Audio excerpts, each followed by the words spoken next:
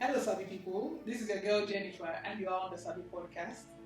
On this platform, we have amazing conversations that revolve around career, entrepreneurship, personal development, creativity, life as a digital nomad, finance, and more. We hope that people would listen to these conversations and it will help them make informed decisions about their endeavors. If you're new to this channel, or even if you are not new to this channel, please like, share, and subscribe to the channel. Welcome to the Sabi Podcast.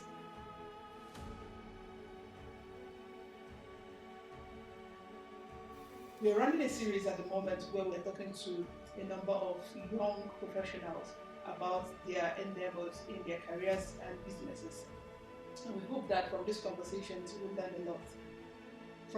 On this particular episode, we'll be talking about increasing your income one cut at a time. And I have an amazing professional in the house. I have the person of Yetunde Sani with me, who is an ex-banker, and she is a professional barber who has an experience of 3 years. She has been increasing her income one cut at a time. So from these conversations, I hope you will learn more and get to know the amazing work that Yetunde is doing. Welcome on board, Yetunde. Hi, Jennifer. It feels good to have you finally here. I mean, the conversations have been on and on to have you here, and finally we're here having this conversation, and it feels so good to have you here. Thank you. Thank you so much for having me. Yeah. So when I was thinking about this particular episode, and I said increasing your income one cut at a time rather, and of course it's because you're a female barber. But then I also realized that actually this industry is a male-dominated industry, and I'm thinking for you to have gotten this far, I mean you already have 3 years of experience. I'm wondering, what are the challenges you have encountered, and how were you able to overcome them? Because I know you're not what's a female heroine? Okay, maybe like Catwoman or Powerpuff Girls or any of them. But I mean, of course, even they also encounter challenges. So I'm wondering, what kind of challenges have you passed through, like within this period of time, and how did you overcome them? Oh, thank you. Basically, there are not much challenges on the job, but what I can trace back was challenges before getting to the main job. That was challenges while learning the job, because when you want to go into a particular field, you should know what you're doing there. And you want to do a thing, like myself, I'm a female and I delve into a profession that is mainly dominated by men. And what was my aim while going in there? I want to be distinct. I want to join them and let my name rings bell, like she's doing something like this and all. So basically the challenges I faced while learning the job before I got groomed and got become so strong in the business, while learning, it was hard for me to learn, because where I learned is a place where very solid people patronize bankers, top people, celebrities, and as a learner, they won't want you to use their head as a practice and everything. Yes, exactly. So it was a bit challenging for me. I started complaining to people that I'm not learning anything in this place, and people were like, why are you learning in a place like that where you won't see people to use their head to practice? I intentionally went there because I want to learn quality skill. I would have gone to where they barb for touts, or when you just barb anything for them and you go. But that's not what I want to learn. I want to learn solid quality, original. So what did I do to overcome that particular challenge of I have to learn? If you are learning and you're not practicing, how would you become a professional? Okay, what did I do? I went through a lot of stress. I had to go to secondary schools Okay.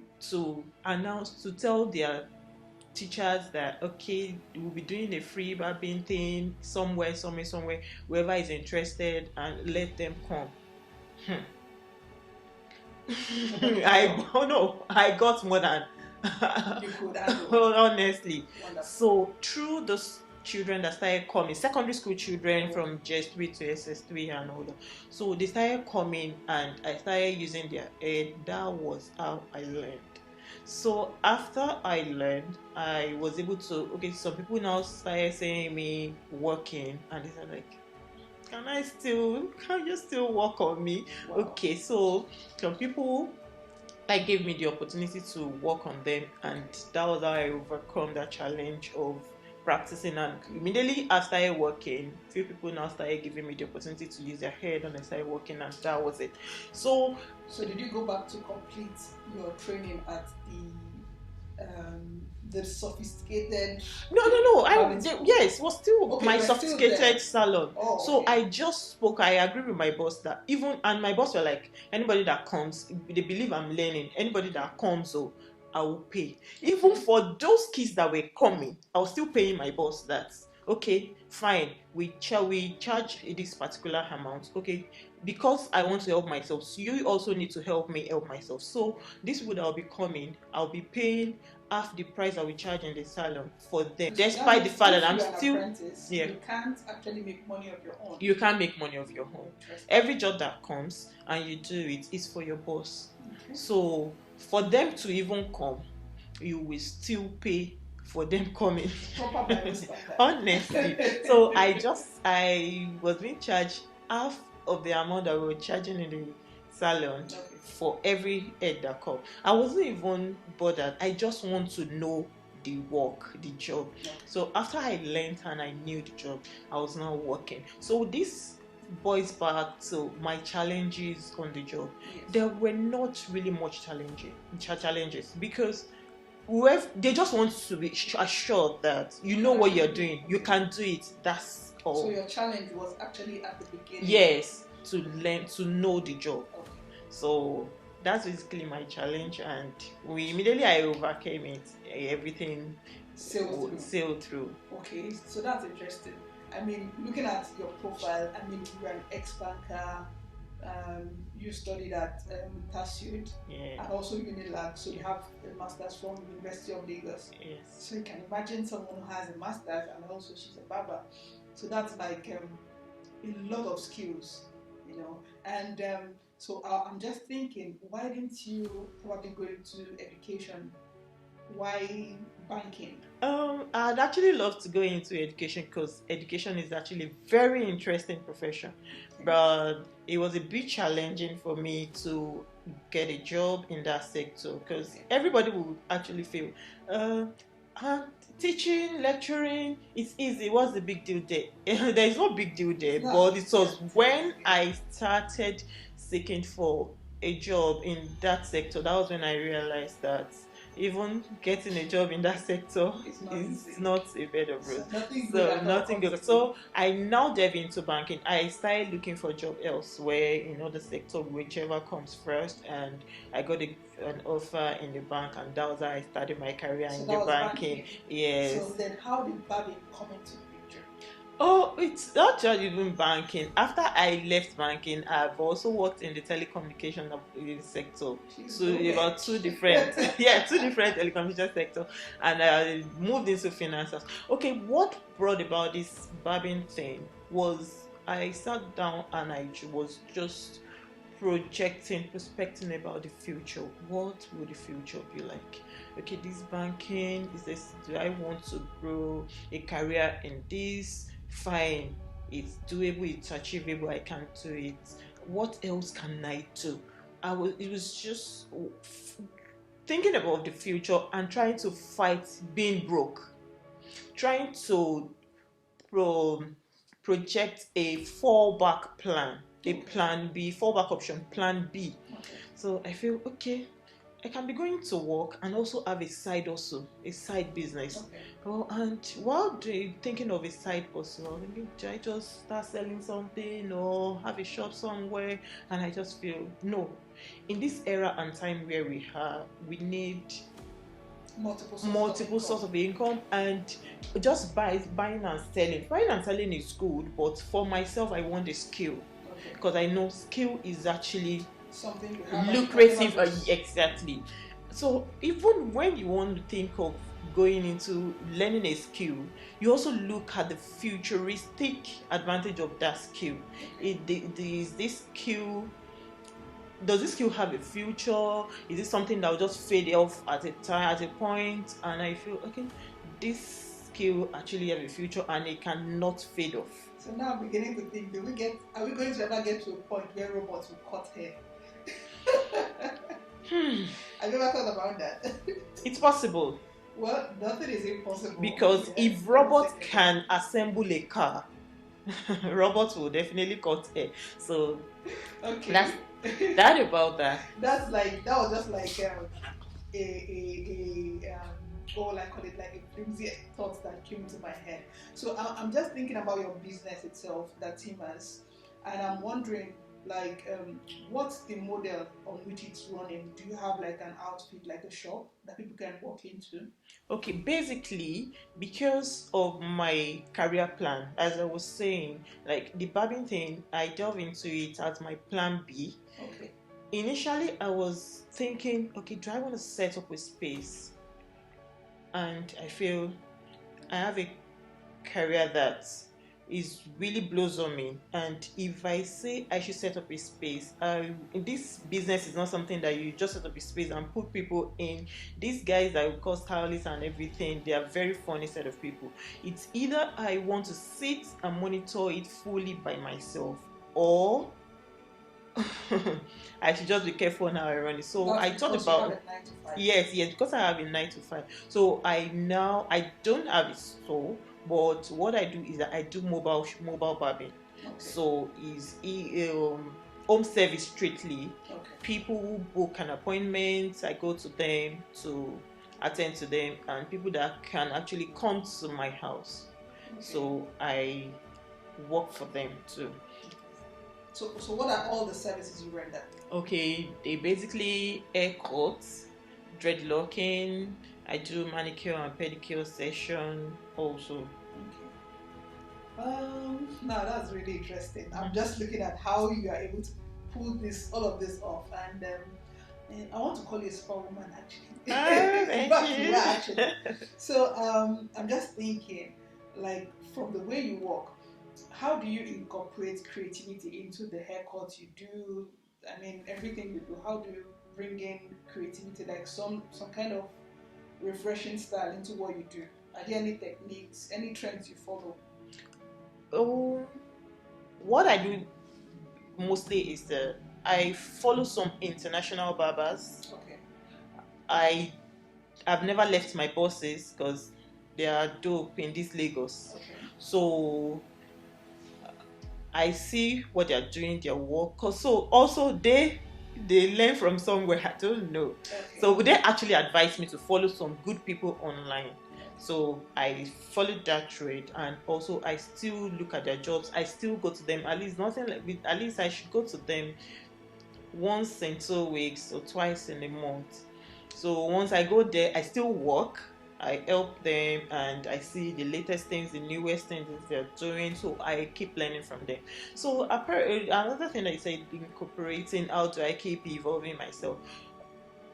You see, skill is art is skill.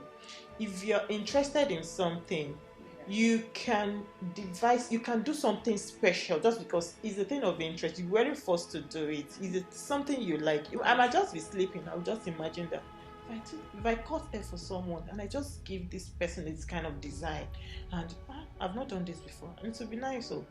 So what if the customer doesn't like it? Oh yes, no, it's someone that has it never happened to you before, where you gave a customer a selling haircut and he wasn't impressed with it? Yes, that was when I just started. Okay. Not now, because now I will ask you, what exactly do you want? You tell me what you want, and if your hair shape is something that won't fit that, especially if you've been cutting this kind of a particular hairstyle and you now want to switch, okay, yeah, this is what I want to switch to, and I look at your airship and I feel like this won't actually fit you. Can you? Don't you? Let me give you something like this, and you will like it. And at the end of the day, the customer will definitely like it because I'm the one doing. Some people will like something and it won't fit them. Yeah. But if the customer is saying that no, that is what is in my mind. If it's not fine, maybe I can try that that next time. Then we'll go for that. So I ask questions before going into anything because people, it's my hair, it's my look. I don't. You might be going for an occasion and this is how you want to look. And so I won't want to tamper or mess it up. So I'll do your choice. Okay. So in business, trust is very crucial. Exactly. When you're dealing with clients. So how do you build that trust? Yes. This business is quite different from, like, it's also buying and selling, but here we're rendering service. We're not really dealing with money so much. It's basically for me to render a service to you and you pay me my money. So there is really no much issue of building trust in it. Like, what we can say is, how do I try to let me maintain or retain my customers and all, which that boils down to customer satisfaction, how you render your service, approach to your work, your deliverables, if your customer likes what you're doing. And you might have all these things in place, perfect, and at the end of the day, maybe the customer was like, another person is being introduced to the person and the person just went to the person and that's it. But it also has to do with God's grace, being prayerful, reaching out to your contacts. Like, I just thought of checking on you. I send broadcast messages sometimes to reach out to people, just to keep them in mind that I'm still here. Yes. And whereas some people, once they use you once, they want to use it forever. That is how some business is, like, especially barbing. Some people, they've been using one barber for like 10 years. A lot of them been using barber for 5 years. So once you get their style, you're good with them. They will keep using you. Because some people, you use a barber and we just cut you nonsense. Won't get the shape of your head. We just give you one funny look. So some people struggle to get someone that will actually give them a very perfect cut. And once they get that person, you guys they're not living, except maybe they relocate or maybe you're not around. Some people keep their hair as much as 1 month plus because if their barber is not around, because that's the person that will get their shape, that will do it well. I can attest to that.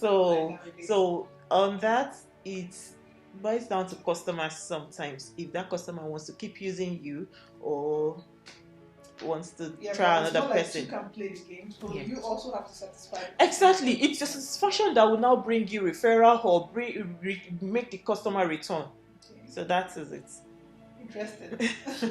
I love that. So I'm just thinking now, I mean, looking in retrospect as in how you started out and how you've operated for the past 3 years up till now, if you were to start all of this afresh, what would you do differently?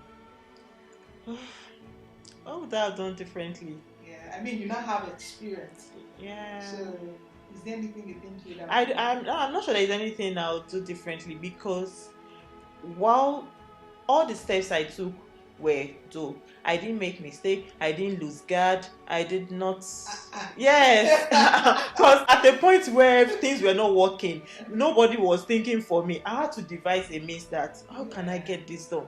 If I sharp I love that. So it's not like even if there are mistakes, you told your story. Yes. So everything was actually intact, and I did not even lose time. Before little time will pass me, I was like, what's the let me just find an option and solution. Thank you so much, Yetunde. It's been really beautiful and amazing having you on this episode. I mean, like we said, increasing your income one course at a time. Exactly. And from your conversations now, I mean, every other person who is watching will be able to know that, okay, if I really need to be a barber, I'm trying to start out on this particular path. This is what I need to do. Yes, and it's not something that you have to break the bank to do. It's not a business that you really need to put your face into the world to do. Okay, like setting up somewhere before people can notice you. No, like myself, I just did a flyer. I sent soft copy of the flyer to my friends. They posted on them. It's like I got calls on if I can come to the highland. And fine, this life, but you need to be very careful with different going to render service to people. We heard a lot of different things, but I tend to screen people before I attend to them and make sure where I'm going to is safe and secure, and I'm making my money. There are a lot of mobile barbers online that they cut for Burna Boy, cut for celebrities, all those people, they don't go to stores and they are making a lot of money. They're increasing their income. Honestly. It's been amazing having you. Thank Thank you so much, Yetunde. For our viewers, I'm really happy that we had this conversation, and I hope that if you're planning towards working on this path, that you would also learn a thing or two that could set your ball in motion. Like I said earlier, if you're a newbie, or even if you've been following the Savvy Podcast, please continue following. Follow us at the Savvy Podcast on all social media platforms. Share with your loved ones. Don't hide good things. Huh? No, they hide good things. And subscribe to the channel as well. We'll see you on the next episode. I remain your host, Jennifer Orisakwe.